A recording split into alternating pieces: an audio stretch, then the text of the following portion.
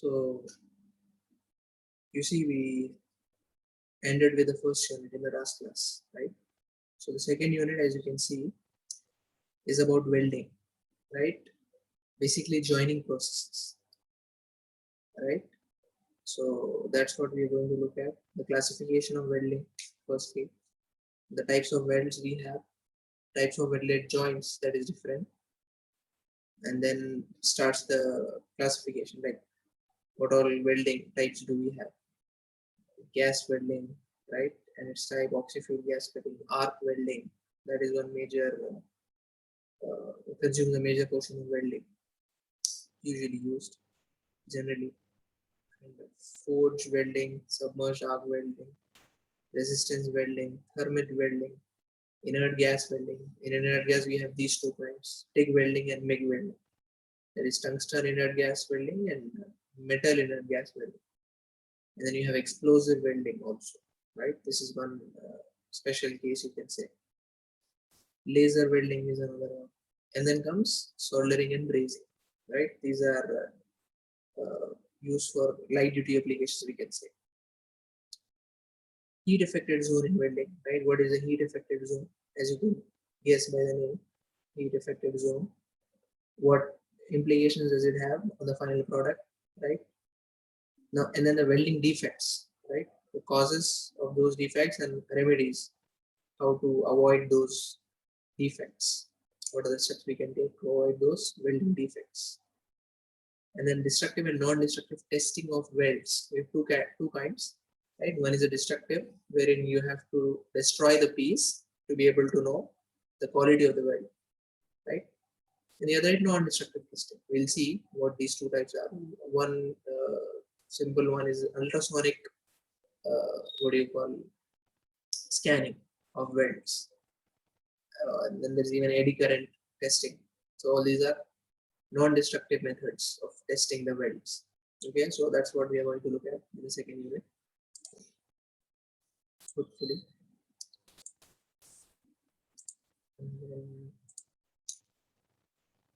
So you see, as I said, welding is one kind of a metal joining process, right? The processes which form a permanent joint between metal parts are known as metal joining processes, right? We're trying to make a permanent joint. And why do we want to make a joint?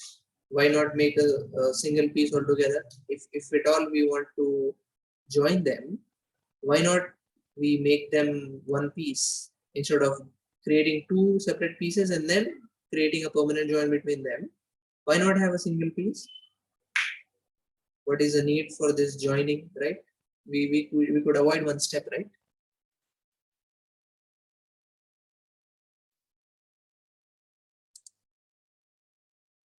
Anyone?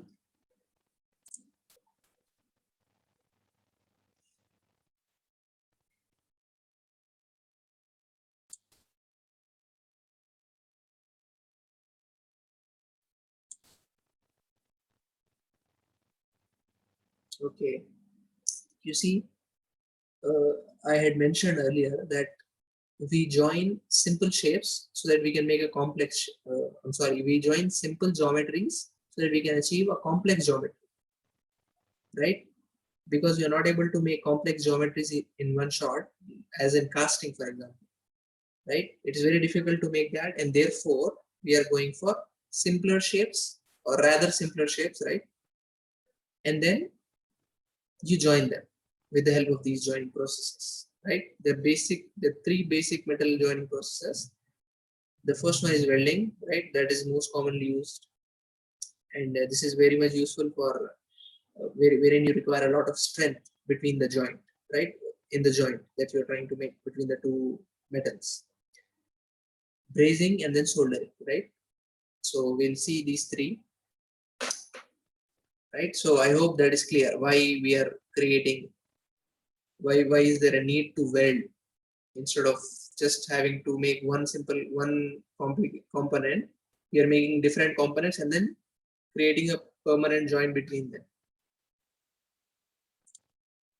The reason is because we are not able to achieve that complex structure with the help of casting or any other process. So that's why we are joining them, right? Joining the simple shapes to get a complex geometry like that.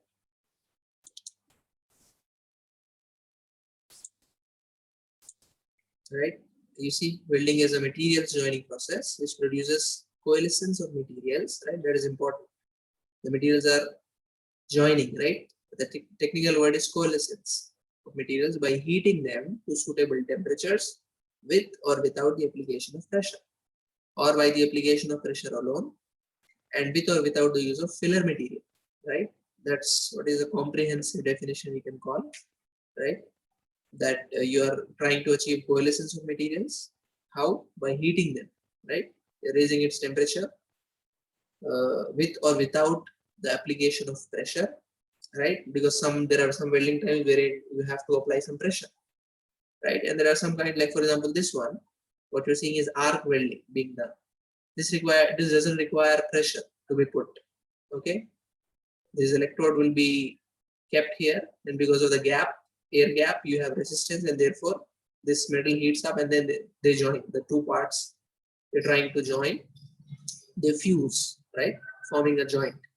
So here we don't apply pressure. That's why this is mentioned with or without without the application of pressure, because this is a comprehensive definition. It has to account for all the welding types we have.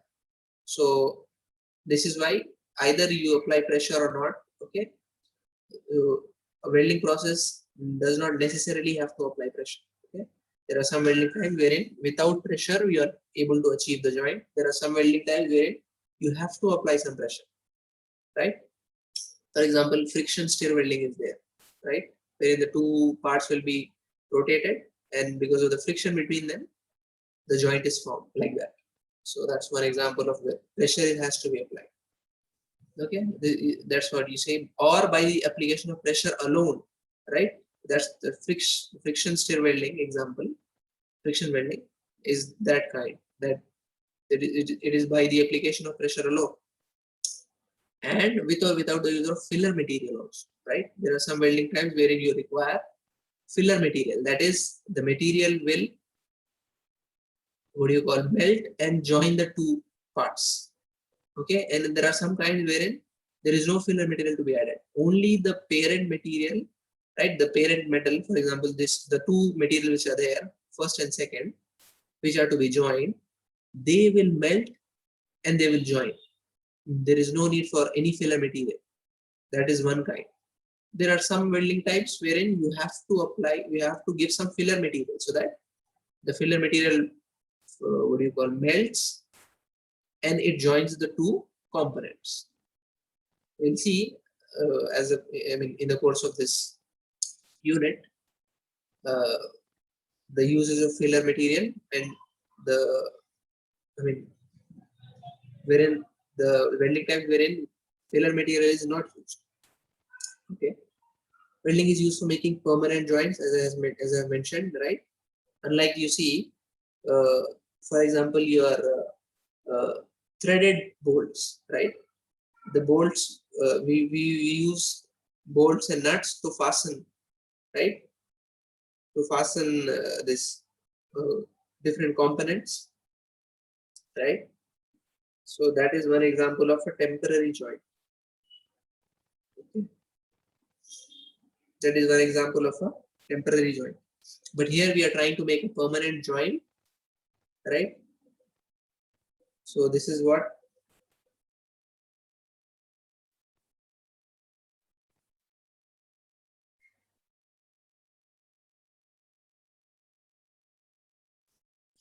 okay. So this is why we are calling it as a process of making permanent joints, right? Wherein you have to destroy the joint, and therefore you will have the separation of the components, right? That's why it is a permanent joint. It is used in the manufacture of automobile bodies, aircraft frames, railway wagons, right? Machine frames, structural works, tanks, boilers, general repair work, and shipbuilding also, right? So a lot of applications wherein welding is being used, because you have to achieve some complex. For example, you see these are all big entities, right? Automobile bodies, aircraft frame, that is one of the biggest structure that we have, right? Mechanical structure. There is even ship, right? We all know how big a ship is. So to be able to make that ship, you have to weld the different components that you have of the ship, right? So that you achieve that final shape, final geometry of the ship. Railway wagons also, right? Quite hefty structures. Machine frames, big machine frames. So all these are applications for welding, even structural works, right? A very what do you call, practical example in the context of civil engineering, that even for structural works, for those trusses and all those beams, etc., you have to have welding done to be able to achieve the final uh, structure, right? So with that introduction, now let us go to the classification of welding processes, right? That's the gist of welding, right? What are the different types of welding we have, and what topics do we have in our syllabus? Okay, so the major categories, as you can see, are arc welding, right? And then you have gas welding, and then thermit welding, resistance welding, solid state welding, and there are new kinds, right? Electron beam and laser welding. So that's the new uh, types of weldings.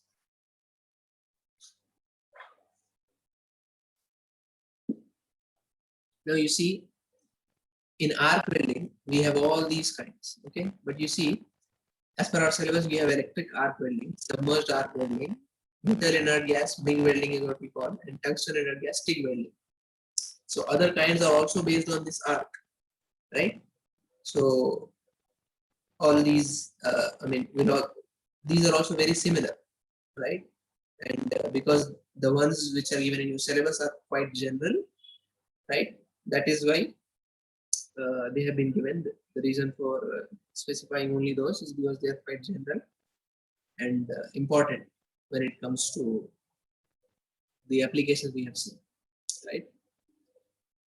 Gas welding, we have all these kinds, oxyacetylene, and you might have seen on the roadside, right? Gas welding is one practical application, right? I mean, in your roadside, you'll be easily able to see this gas welding, wherein they use that torch, right, to either break those sheets or join them, right? Gas welding with the help of a gas, that is oxyacetylene, as you are seeing, oxygen and acetylene.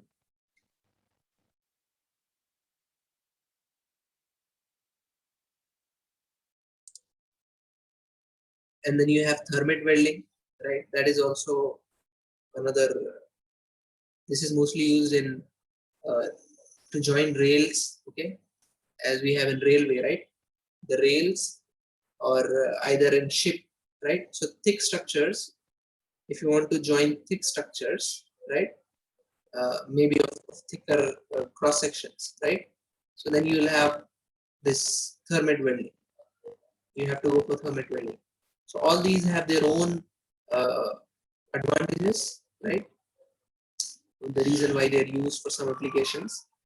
Right? And then you have resistance welding, right? All these kinds, but spot, seam. The spot welding is mostly used in automobile, okay, for these body in white BIW components, as you would see, the doors and all the sheet metal components that you see in the automobile, they are spot welded.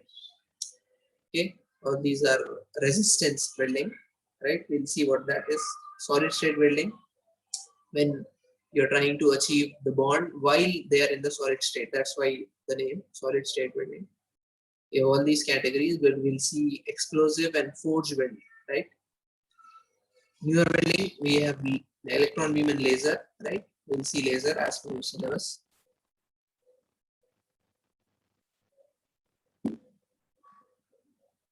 Right, so that's about the classification of welding process. Okay, this will give you an idea of what we are going to look at in this unit. Hopefully. So you see, this is types of welds, right?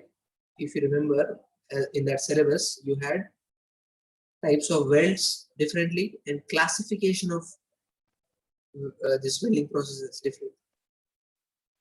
Okay, I'm sorry, joints, right? Types of welds and types of welded joints. Okay, there are two. These are two different things.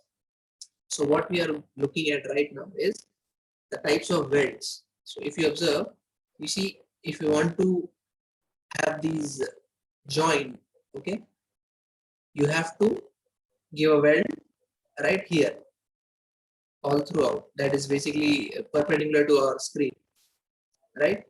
So that's what you are a fillet weld, right? Because it is kind of forming a fillet, right? Maybe like this.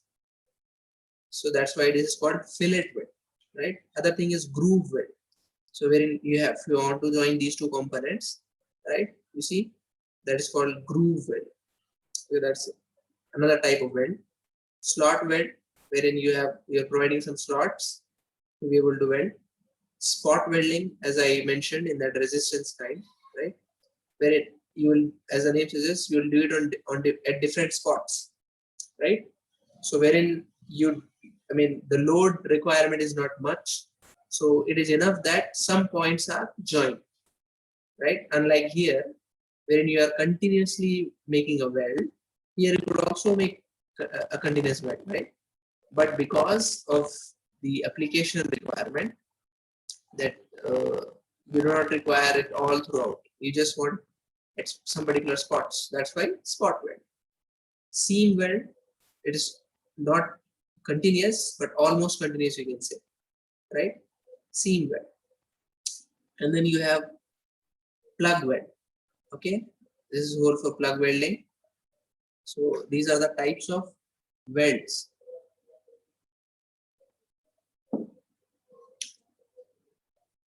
right? Now you see just the terminology that we have in welding. When you make that weld, what is the terminology?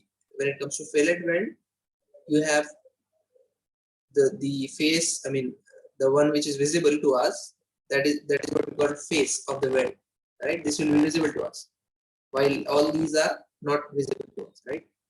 The toe, this is called the leg length is what we call, okay, technically for calculations. Leg, root, that is basically the, what do you call it's at the root, right, of the weld. This is visible to us, the face, so that's the root. And then this length is called throat of the weld. This is also a very important term. The throat of the weld, how much throat have you kept, right? That's what is generally asked.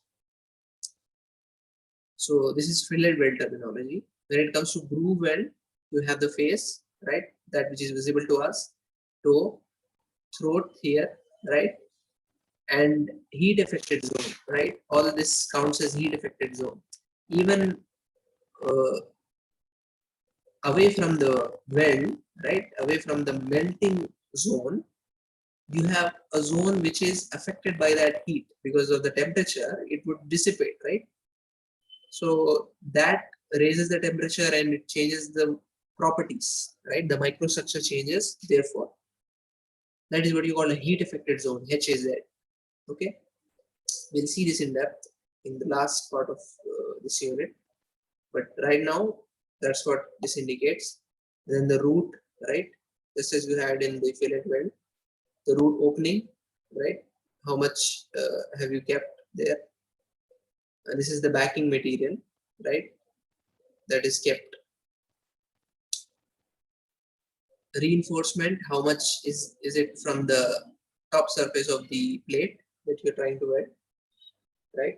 So this is groove weld terminology, okay, just so you understand.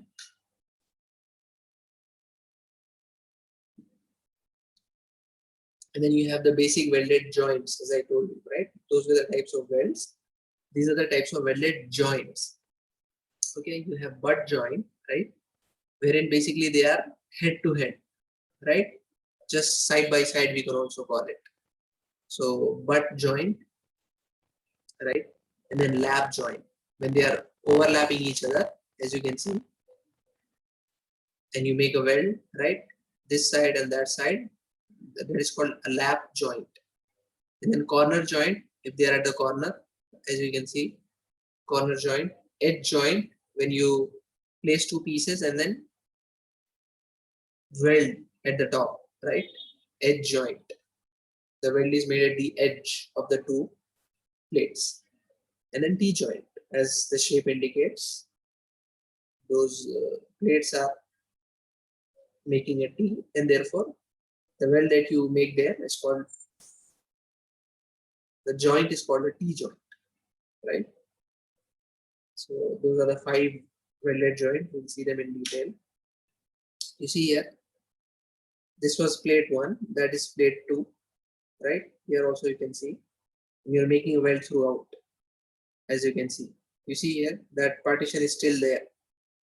Before they two join, this partition, you see, that those were the partition was, you see there also. So when you have made a weld, right, this pass, weld pass is what we call, from this side to that side. So when you have made a weld, right, you see that that portion is joined, right, because it was melted, it was joined there, and here it is not joined. So they'll make a weld on the bottom face also. So we can have proper fusion of these two plates, otherwise it would be weak. The bond would be weak. As you can see, this is not joined all throughout. It is only joined at the top surface because we made a weld like that. So a butt joint, as the name suggests, a joint between two members aligned approximately in the same plane, right? They're in the same plane, right? This plane and this plane, they're same. So therefore it is called a butt joint. And these are different edge shapes and symbols, because you have to mention in the drawings. So what is a symbol relating to a particular shape?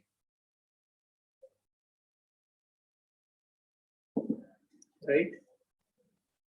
So you have bevel groove, as you can see, this kind of, wherein only the groove is made only on one plate. So that's the weld symbol that you give. If it is a bevel groove, if it's a square groove, this is the symbol. If it is a V groove, wherein the, what do you call, chamfer is made on both plates, right? A V groove is what it's called. You see corner joint, because when it is made at the corner of the two plates, right? Like this, the weld goes throughout. So you have a fusion there, and therefore this is called a corner joint, a joint between two members located at right angles to each other, right? As you can see, instead of calling this an L joint, they are calling it a corner joint. Okay. These are different edge shapes and symbols for corner joints, right? If you are making only on one piece, bevel groove, this is a symbol. If it is a J groove, right, like that, then this is a weld symbol. If it is a square groove, right, then you have this weld symbol given to indicate that. T joint, as the name suggests, you see those two plates are forming a T, and then you make a weld throughout, a joint between two members located approximately at right angles to each other in the form of a T.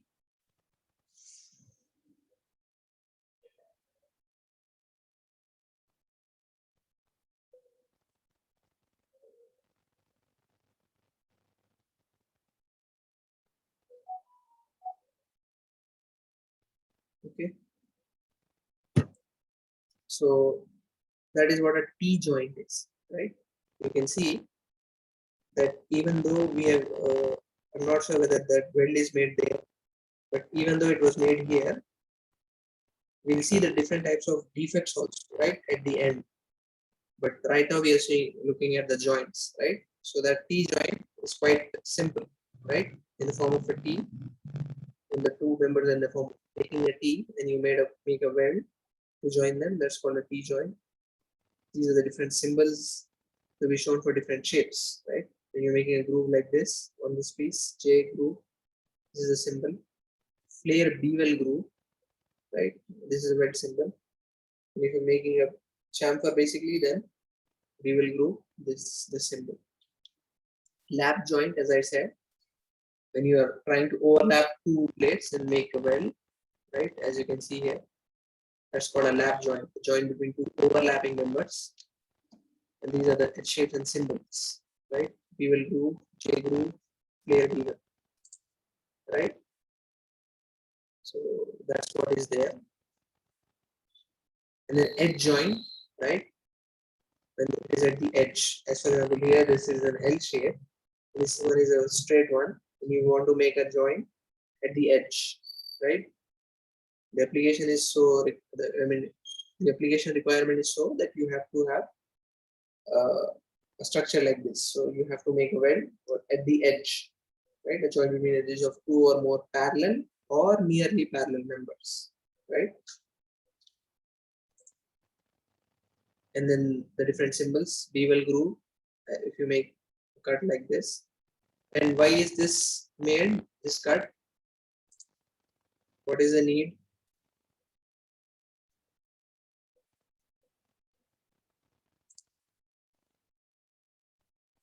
We all have been seeing, right, in different joints, that you are trying to remove material before welding. Why?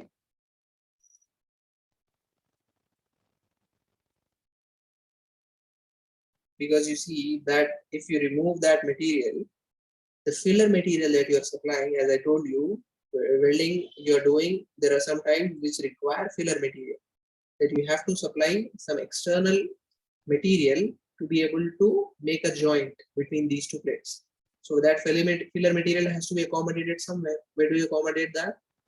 By making a cut on either one plate or two plates, right? So that's why those cuts are made, so that you can have those filler material, and that will fuse in between these two, right? It will fill, and therefore it will form a joint, permanent joint, like that. So these are the weld symbols for these three: U groove, square groove when there is no cut made, and bevel groove, right? You see, the first type of welding is gas welding,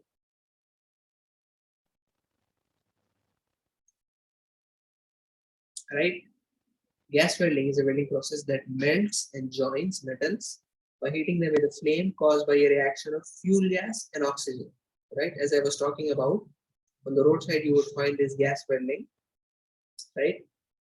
So what it does is melts and joins metal, right? This is for melting of metal, because melting point of metals is higher, so it requires a lot of temperature, and therefore we make use of a gas.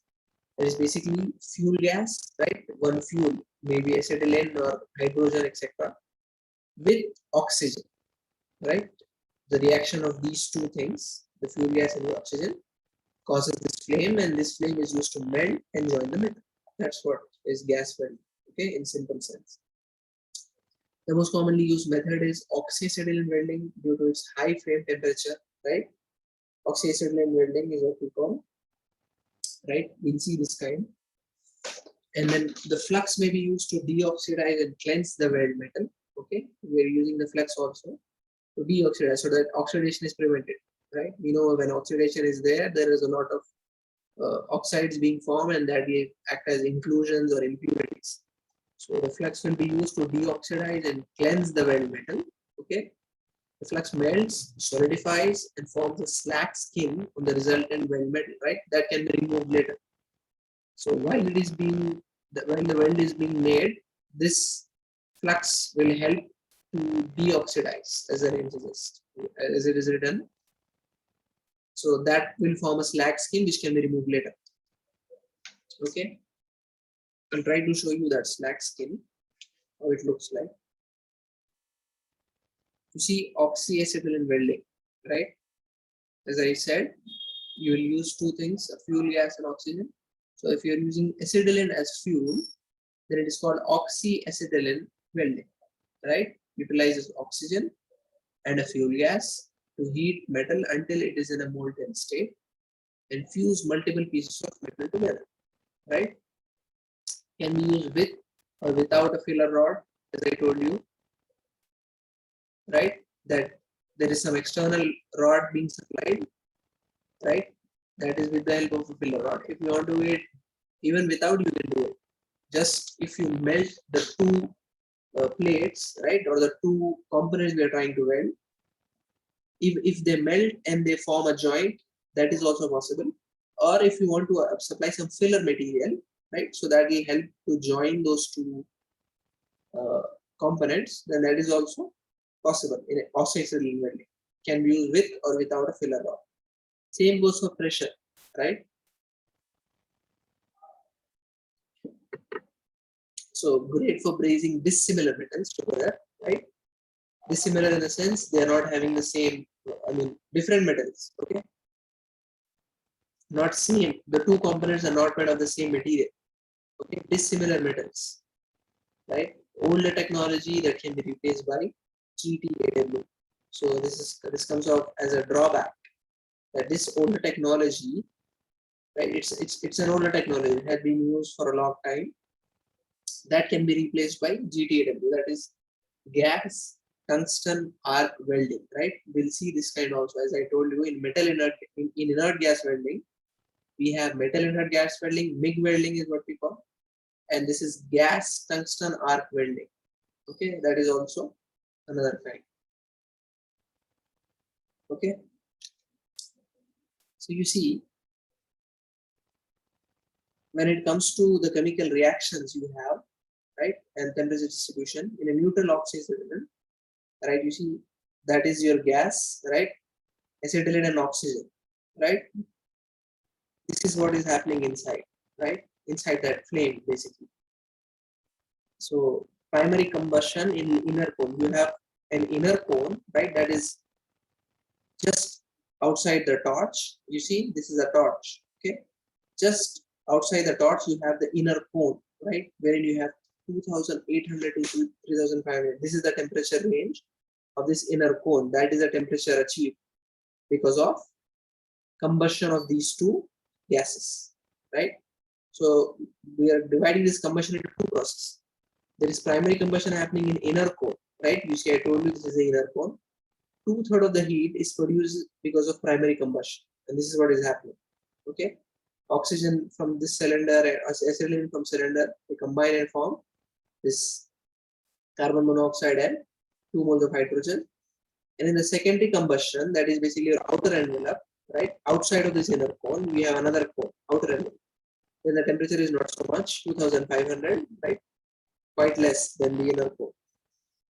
And at the end, you have this 1000 degrees centigrade, right? So in the secondary combustion, these reactions are happening. Okay. So the secondary combustion is also called the protection envelope, right? You see, the secondary combustion, the reason for that is it acts as a protection envelope. Since carbon monoxide and hydrogen here consume the oxygen entering from surrounding air, thereby protecting the weld from oxidation. Okay, so because we have oxygen also in the atmosphere, right? We have oxygen coming from the cylinder, right? That will mix with acetylene and form this cone, right? Two cones, inner cone and outer cone. Inner cone you have that temperature, outer cone you have a lesser temperature, and this outer envelope basically serves as protection envelope, as is written here, because this carbon monoxide and hydrogen, they consume the oxygen which is at the, what do you call it, which is outside, right, in the surroundings or ambience. So that protects the weld from oxidation. Okay, this outer envelope is responsible for protecting the weld from oxidation.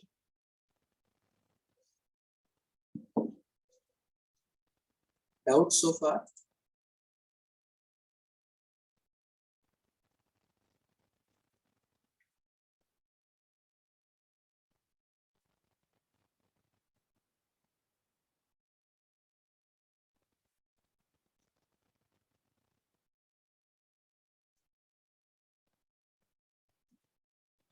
No doubts?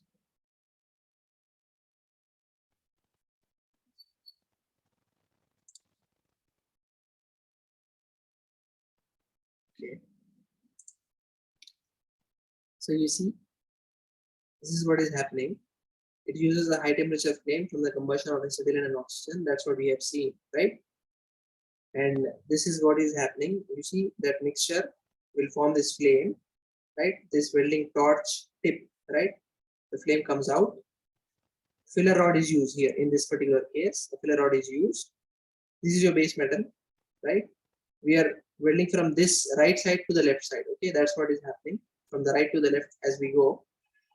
You see, this is a solidified weld metal. You have